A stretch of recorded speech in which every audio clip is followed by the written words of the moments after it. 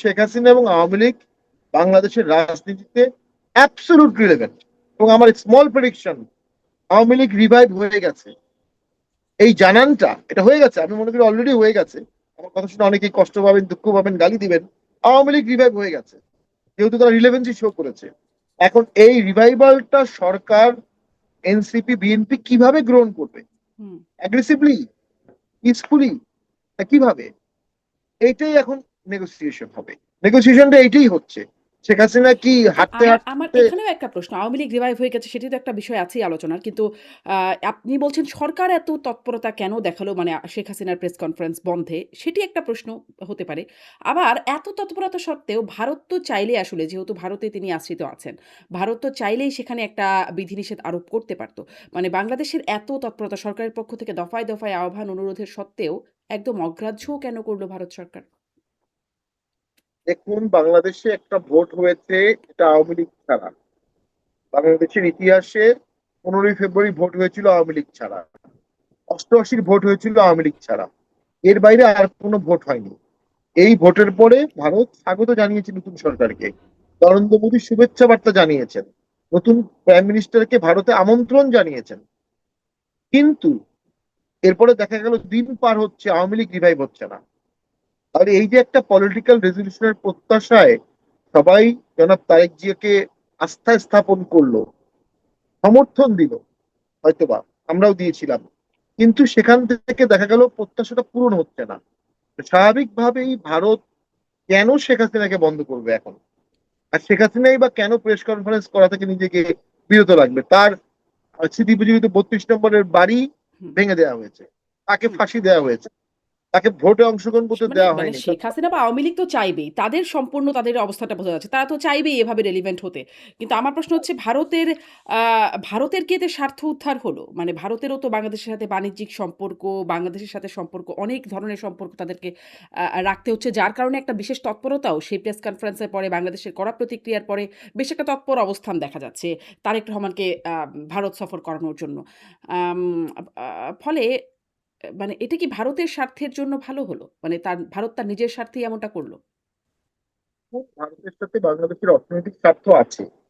ভারতের বিশাল ইকোনমির তুলনায় আমি মনে করি ওই স্বার্থটা খুব একটা, এটা ডিমিনিমিস, ট্রিভিয়াল। হুম, তাদের মূল স্বার্থ হচ্ছে 18 কোটি লোকের বাংলাদেশ যেন কখনো ইসলামিক টেরোরিস্ট বোম না হয়।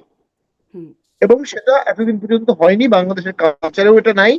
তবে তারা ভয় পায় এবং যৌক্তিকভাবে ভয় পায়, যদি আওয়ামী লীগের মতো একটা সোকল বা একটা লিবারেল ফোর্স রাজনৈতিক দল হিসাবে না থাকে বাংলাদেশে, তাহলে যে শূন্যতার সৃষ্টি হবে, এই শূন্যতা উগ্রবাদ, ইসলামিক মৌলবাদ, ইসলামিক আল্ট্রা টেরোরিজম, তারা এটা টেক ওভার করে ফেলতে পারে।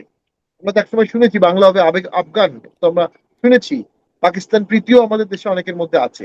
তো সেখান থেকে ভারত যৌক্তিকভাবেই চাবে সকল দলের সহাবস্থান বাংলাদেশে থাকুক, হুম, কারণ সেটা পলিটিক্সে ভারসাম্য থাকবে এবং উগ্রবাদকে কন্টেইন করবে ডেমোক্রেটিক ওয়েতে।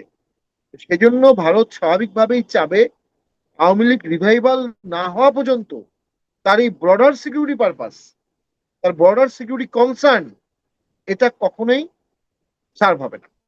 এবং সে সবসময় এখানে থ্রেডে থাকবে। আওয়ামী লীগ রিভাইভ হলেও থাকবে, এবার আওয়ামী লীগ রিভাইভ না হলে আস্তে আস্তে অটোমেটিক্যালি বাংলাদেশে আলট্রা ইসলামাইজেশন জেকে বসতে পারে, অলরেডি জেকে বসেছে। এটাকে ভারসাম্য করার ক্ষমতা বিএনপির নাই, কখনো ছিল না। আপনি কি মনে বিএনপি করেন মানে মধ্যবর্তী।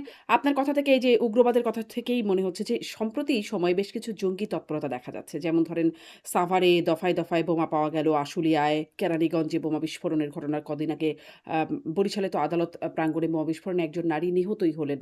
সম্প্রতি এরকম বিভিন্ন জায়গায় টুকটাক ঘটনা ঘটেই যাচ্ছে একের পর এক। এগুলো কি তারই একটা মানে প্রতিফলন বা প্রতিক্রিয়া? নাকি এগুলো অন্যরকম বিচ্ছিন্ন ঘটনা? এগুলো ঘটনার আসলে সঠিক তথ্য ব্যাখ্যা করা অত্যন্ত কঠিন।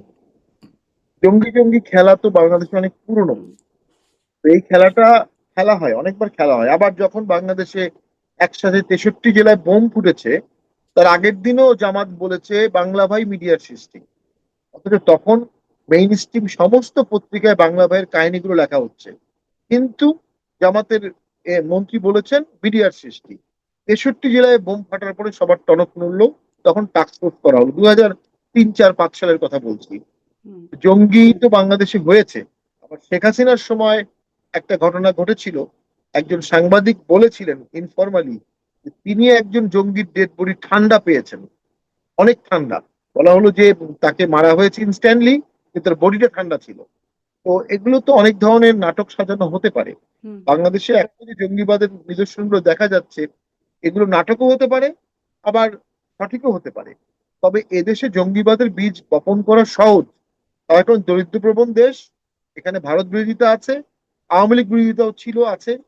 এখানে খুব দ্রুত ইসলামিক বিভিন্ন তকমা দিয়ে, বিভিন্ন হুম। অপপ্রচার মানে দিয়ে। এখন কেন নাটকটা? এখন কি এখনকার ঘটনাগুলোকে কি আপনি নাটক বলবেন? যে এখন নাটকও হতে পারে?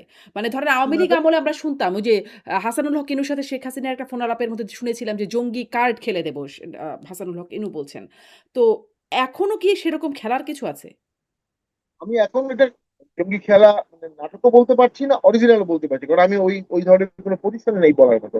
তবে আমি অনুভব করি, বাংলাদেশে যদি আওয়ামী লীগ রিভাইভ করা না হয়, এদেশে যদি উদার মুক্তিযুদ্ধের সপক্ষের দলগুলো অ্যাক্টিভলি রাজনীতি না করে, যদি নাটক না হয়, যদি লালনের গান না হয়, নজরুল গীতি না হয়, রবীন্দ্রসঙ্গীত না হয়, বাউল না থাকে, কালচারাল অ্যাক্টিভিটিস কমে গেছে, 50% কমে গেছে বাংলাদেশে গত 2 বছরে।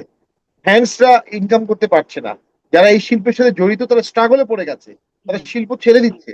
তো বাংলাদেশে এর বিপরীতে যে আরেকটি ইসলামিক কালচার আছে, সেটা আস্তে আস্তে বাড়ছে এবং বাড়বে। এবং সেখান থেকে আলটিমেটলি আলট্রা ইসলামী ছিল টার্ন নেয়া, এটা সময়ের ব্যাপার মাত্র। এই ঝুঁকি সবসময় আছে, এটি সরকারকে উপলব্ধি করতে হবে। তো মাঠে যখন আপনি সকল রাজনৈতিক দল থাকবে, সকল মত থাকবে, তখন এই ভারসাম্যের খেলায় আমি মনে করি বাংলাদেশ কখনোই আলট্রা ইসলামিক দেশ হবে না। ইন্ডিয়ার কনসার্ন ওই জায়গাতেই, আলট্রা ইসলামিক দেশ যেন বাংলাদেশ না হয়। কারণ বাংলাদেশ গরিব দেশ, মুসলিম দেশ, এবং লারকেলেঙ্গে পাকিস্তান করারও দেশ, আবার 71 মুক্তিযুদ্ধ করারও দেশ। এত জাতিগত ডিলেমা আমাদের মধ্যে আছে, এই জাতিকে সুইং করে কোনো একটা দিকে নিয়ে যাওয়া বেশ সহজ।